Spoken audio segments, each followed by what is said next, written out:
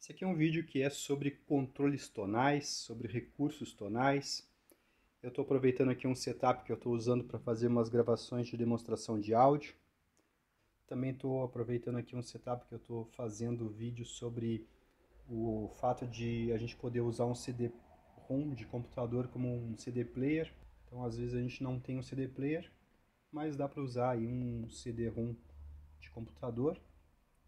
E existia uma época onde eles tinham controle de volume, saída de fone de ouvido, play, avançar, stop, eject. Então, vários controles de um CD player de áudio normal. Isso aqui é de uma época que os computadores não precisavam processar o áudio. Então, aqui dentro já estava o DAC. O computador não precisava usar processamento para tocar a música. Então, muita gente escutava a música no computador enquanto estava trabalhando. E esse fato de escutar a música não interferia no processamento, porque o processamento do áudio se dava totalmente dentro desse aparelho aqui, dentro do CD player. Então vai ter vídeo sobre isso aí. Mas aqui voltando ao assunto do controle tonal, como eu estou fazendo várias demonstrações de áudio aqui com o QRX 7500, eu quero mostrar aqui então a questão dos controles tonais. Eu há muito tempo venho fazendo uma campanha afirmando que o controle tonal ele é uma exigência da caixa acústica e não do nosso ouvido. Por exemplo, o loudness ele é uma exigência da caixa acústica. Tá? Muita gente pensa que é do ouvido, mas não é. Caixa acústica deficiente vai precisar obrigatoriamente de loudness, enquanto caixas acústicas que conseguem reproduzir bem ali na região dos 40 Hz, essas caixas já não vão precisar mais do loudness. Tá? E muito menos do controle tonal aqui, do bass, e no caso não estou falando muito do treble, né? Mas aqui com bons tweeters a gente consegue também não precisar do treble, porque esses tweeters aqui, por exemplo, conseguem ter uma extensão de agudos que dispensa eu usar aqui esse recurso. Então aqui nos meus vídeos eu não uso nenhum recurso tonal. Então as caixas têm a responsabilidade de colocar uma resposta de frequência praticamente plana aqui dentro dessa sala. E aí isso me exime de eu ter que usar esses controles tonais. Tá? Todos os sons originais da natureza, a voz das pessoas, o som direto do instrumento musical, todos esses sons são flat. Tá? Então, nosso ouvido é que codifica com uma curva não flat. Então, a única forma da gente tentar, digamos, reproduzir com fidelidade um som que existiu é gravando ele flat e reproduzindo flat, que aí nosso ouvido vai codificar novamente da mesma forma que codificaria o som original. Então, tendo caixas que consigam cumprir esse papel, a gente tem um sistema de som que não precisa de recursos tonais. E quanto menos recursos tonal a gente precisar, mais natural vai ficar nosso sistema de som. Todos os controles tonais aqui, o bass, o treble, o loudness, os filtros, todos esses controles tonais inserem um problema de fase, cada um na sua frequência. Então, por exemplo, se eu mexer aqui o bass um pouco para o lado, eu vou estar, por exemplo, adiantando as frequências anteriores à frequência que ele está sintonizado e atrasando as posteriores, ou vice-versa. Tá? A mesma coisa aqui no agudo. Então, se eu mexer aqui no bass, no agudo, aqui eu estou mexendo, atrasando e adiantando 4 frequências, por exemplo. Se eu apertar aqui os filtros, eu vou estar também mexendo aqui em mais 4 frequências. Se eu mexer aqui no loudness, ele atua tanto nos graves quanto nos agudos. Eu vou estar inserindo problema de fase também em mais 4 frequências. Então eu vou estar adiantando as frequências para um lado do filtro e atrasando para o outro. Então todos os controles tonais fazem esse tipo de problema. Eu tenho vídeos aqui no canal falando sobre isso, mostrando esses atrasos no osciloscópio. Qualquer tipo de filtro, até o crossover passivo ou ativo de caixas acústicas, tá? Também faz isso. Então, por exemplo, aqui eu tenho um crossover que vai até 500 Hz aqui para os graves. Então, no 500 Hz, esse crossover vai estar me colocando um problema de fase, de atrasar e adiantar as frequências na sintonia dele. A mesma coisa aqui, meu mid-range aqui começa de 500 até 5000. Então, Eu tenho um crossover aqui duplo, então eu vou ter um crossover também que vai adiantar e atrasar mais 2 frequências. E aqui o tweeter, o crossover dele é 5 kHz, então eu também tenho um crossover que vai adiantar e atrasar. Então aqui na caixa acústica, se a gente tem um crossover de 3 vias, a gente tem, digamos, 3 pontos de problema de fase. Então se eu só tenho filtros na caixa acústica, eu só tenho problemas de fase na caixa acústica. Então se eu mexer aqui no controle tonal do receiver, eu vou estar inserindo mais pontos ainda nesse sistema de som. Então quanto menos pontos de adianto e atraso de fase a gente colocar, mais natural o nosso som vai ficar. Então para a gente não precisar mexer aqui, as caixas têm que ser o mais flat possível, ou seja, elas têm que colocar os graves, por exemplo, de 40 Hz, na mesma pressão do som de 1000 Hz, por exemplo. Então, o 20 kHz dessas caixas aqui tem que sair da caixa com a mesma pressão do 1000. Então, isso é o que seria uma caixa flat que vai tentar reproduzir os sons da natureza, os sons reais dos instrumentos. Então, a única forma de a gente tentar copiar o som de alguma coisa é com caixas flat. Aí a gente vai estar com um sistema bem puro, bem livre de problemas de fase. Só vai ter mesmo os problemas de fase que a gente não consegue fugir, que é os do crossover da caixa acústica. Então aqui no meu sistema eu só tenho problemas de fase nas caixas, eu não tenho como fugir deles. Mesmo que eu coloque um crossover ativo, eu também tenho esses problemas de fase. Eu vou fazer uma gravação e vou mostrar aqui com uma música, é da Patrícia Barber, como fica o som se eu tentar ligar aqui, colocar Bass aqui e ligar o Loudness. Então vejam que uma caixa que não é, digamos, competente na região dos graves, ela exige que eu ligue isso aqui, que eu atue aqui até o final. Agora uma caixa que não é deficiente na região dos graves, ali dos 40 Hz, ela não permite que eu ligue isso aqui. E é isso que eu quero mostrar para vocês. Tá? Ela também não permite que eu ligue o Loudness, porque a caixa que precisa de Loudness é a caixa que ela é deficiente nos 40 Hz. Então, como eu tenho aqui uma caixa, na verdade vamos tocar 4 caixas. Tá? São as de trás. Estou usando aqui em quadrifônico, aproveitar aqui o aparelho. Então, como as caixas não precisam de reforço nessa frequência, quando eu ligar aqui, a gente vai perceber que vai ficar demais. Vou começar a gravar, então vai ser a faixa 11. Eu vou dar play lá no CD Player. E a gente vai fazer essa experiência aí. E depois disso eu vou voltar a falar aqui no vídeo. Vou dar play aqui. Tá? Vou para a faixa 2, que é da Patrícia Barber. E vou dar volume aqui, ó.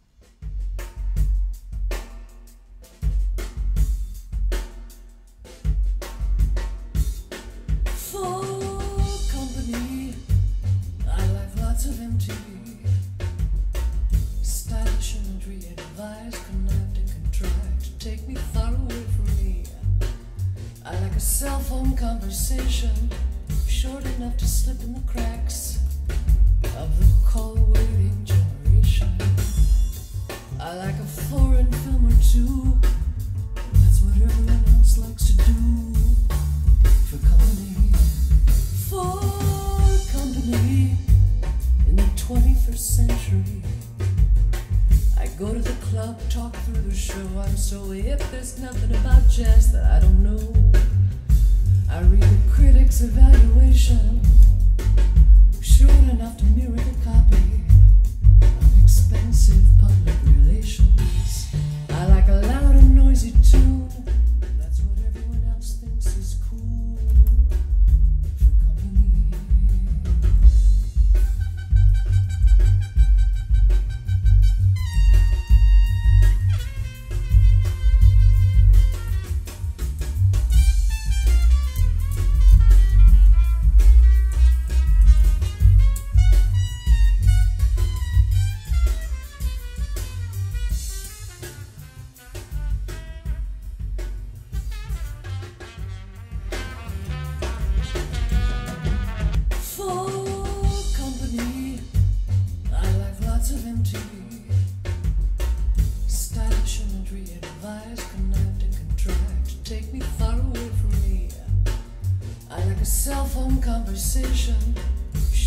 enough to slip in the cracks of the call-waiting generation.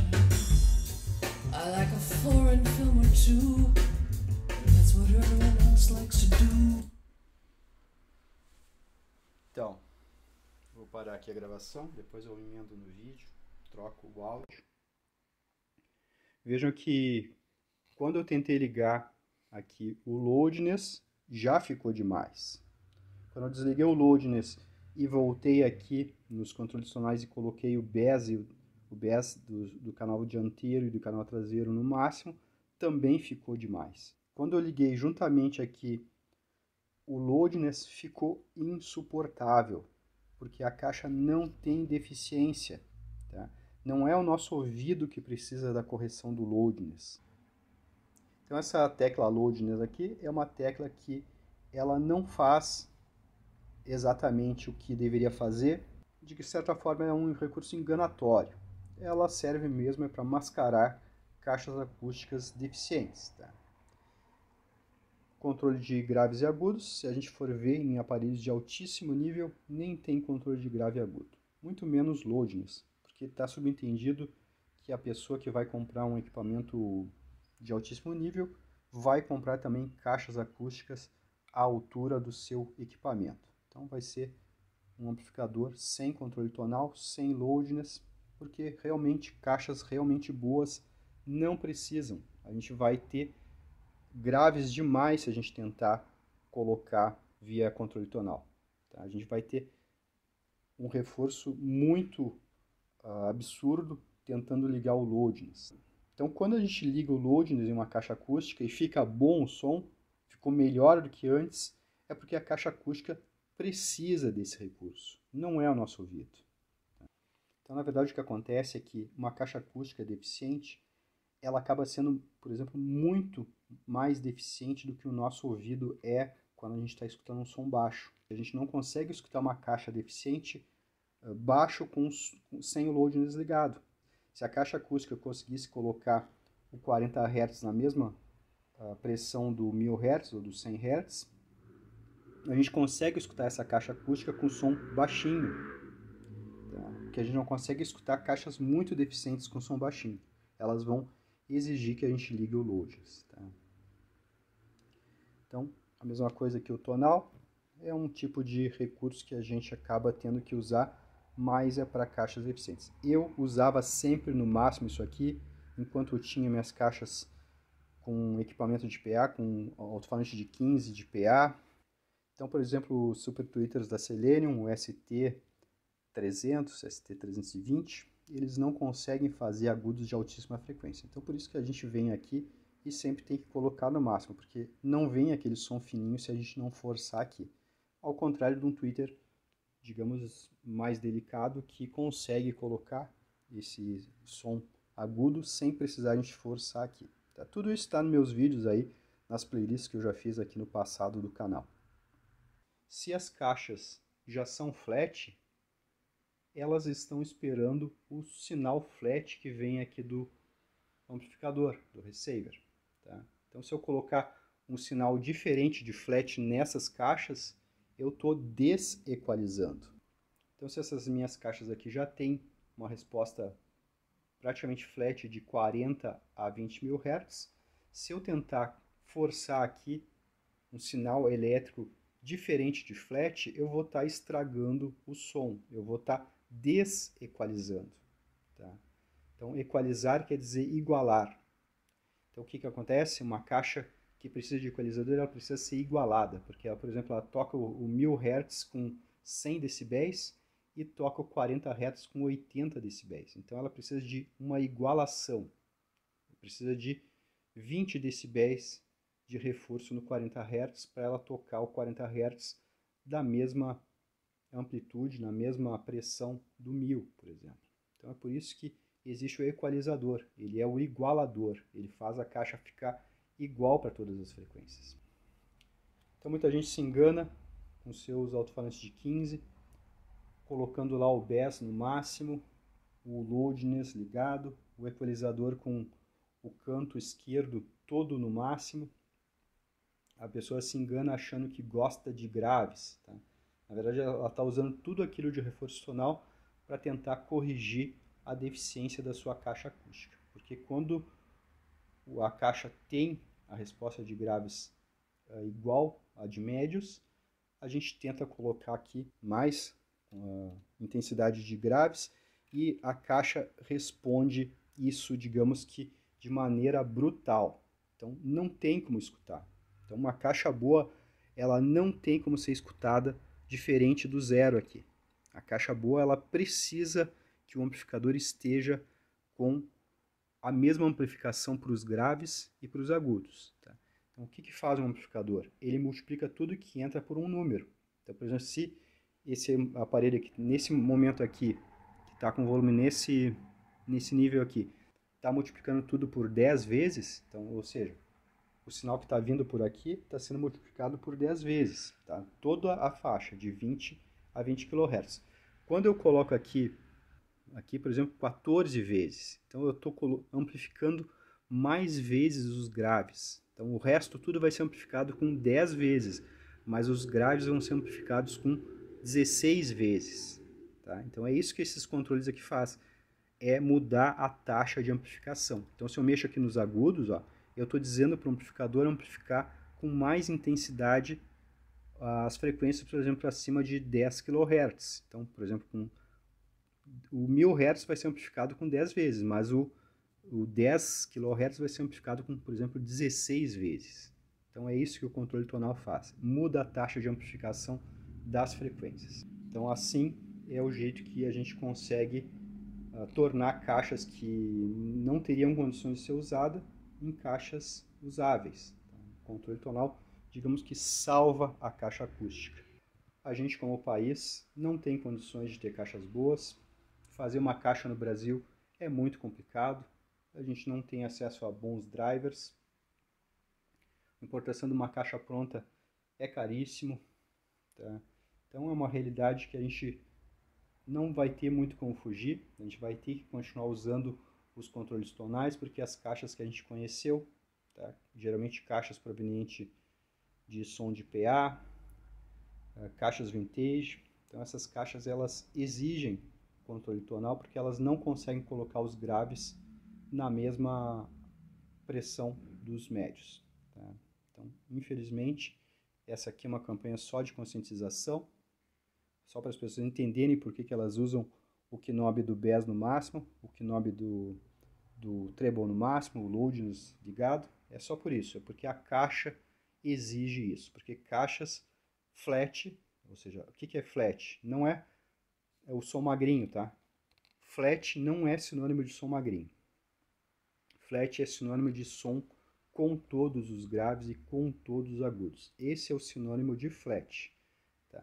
Então, quando eu configuro aqui um sinal elétrico flat, tá? Estou com tudo desligado, então eu estou mandando para a caixa um sinal elétrico flat. Isso é o sinal flat. Agora, esse sinal chegando aqui na caixa acústica, se ela não responder flat, ou seja, se ela responder com menos graves e com menos agudos, vai ficar aquele som magrinho. A caixa que é flat, ela vai colocar os graves e os agudos na mesma intensidade dos médios. E a caixa que não é flat, por exemplo, os médios vão tocar com o triplo de altura, o triplo de volume. Então, por isso que a gente coloca sinal elétrico flat em uma caixa deficiente e a gente só escuta médio, porque o médio dela é muito mais alto do que os graves e que os agudos. Tá? Eu sofri com isso muito tempo, eu não sabia o que era, eu achava que eu gostava de mais agudo e gostava de mais graves. Só que isso era uma ilusão, porque na verdade eram minhas caixas que não reproduziam os graves e nem os agudos do jeito que deveriam reproduzir. Então eu também tinha o preconceito com o tal do som flat. Eu achava ridículo alguém escutar sem os controles tonais. Mas eu demorei para entender que uma coisa é o sinal flat, esse é o que sai do amplificador, e outra coisa é o fato da caixa conseguir fazer e colocar no ar o som flat. Então, quando as caixas conseguirem converter um sinal flat em um som flat, a gente vai ter a música tocando com graves, com agudos, tá? Sem precisar usar o controle tonal. For company, I like lots of MTV, stylish imagery, advice, connived and contrived to take me far away from me. I like a cell phone conversation, short enough to slip in the cracks of the call waiting generation. I like a foreign film or two, that's what her limits likes to do. Então é isso aí, mais uma vez minha campanha aqui dos controles tonais. Não sou contra que usem, até porque as caixas não permitem que a maioria das pessoas deixe de usar. Então, se tu tem uma caixa acústica que precisa dos controles tonais, entenda que não é o teu gosto, é a caixa que está precisando daquele nível de correção. Então, por isso que a gente vê em todo lugar o equalizador com aquele sorrisão, porque aquilo é a medida de quanto a caixa está precisando de correção para se tornar uma caixa minimamente utilizável. Tá? Então é isso aí, um abraço.